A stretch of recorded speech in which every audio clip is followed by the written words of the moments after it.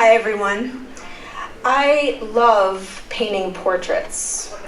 I've been drawing and painting for most of my life, but I really started to paint portraits when I was studying in Lisbon. This is a portrait I did of a man in my neighborhood in Lisbon. I think he's Cape Verdean. I don't know him, but I like that he seemed nonchalant.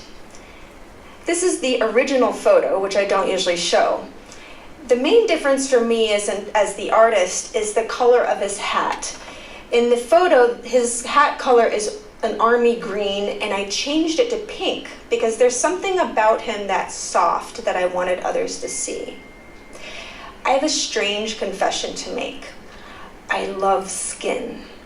If you look at your hands, there's actually a rainbow of colors. There's bright pink and sometimes very deep brown, fluorescent yellow, sometimes even blue or green. In this portrait I did of my colleague in Lisbon, I really wanted to focus on the colors in his hands. I love finding the colors inside of people. That's why I love painting portraits. Painting portraits to me is an intimate process. When I paint someone, it's sort of like I become them. I can almost hear their thoughts. I can see their inner landscape, and for a moment, it's like I can understand their battles.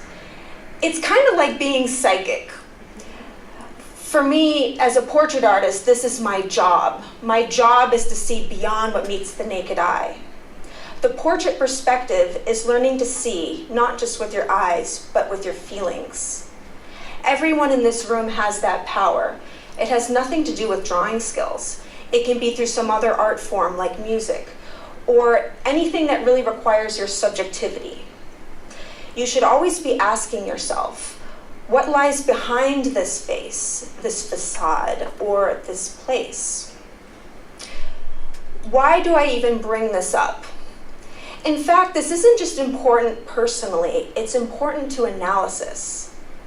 Here at the IDB, we look at human problems objectively. Many of us work with data and evidence. We run hypotheses on our assumptions, and we certainly work in groups so that no individual's biases or perceptions dominate an analysis. In fact, I love the science of objectivity. I happen to be a teaching assistant for probability theory and statistics at Georgetown University. However, I argue that not just personally, but even for analysis, there is value in appreciating what makes us human, the irrational, the passion, our subjectivity, and understanding and appreciating why our perceptions are different. Let me show you with an example through portraits. Looking at a continuum of portrait styles, we might start with photorealism. This is what most people think of when they say she's a good artist. It's basically really good drawing skills. But add a little more personal interpretation and you might arrive at impressionism, which focuses on exaggerated moods and lighting. Add yet more personal interpretation and you might go to cubism.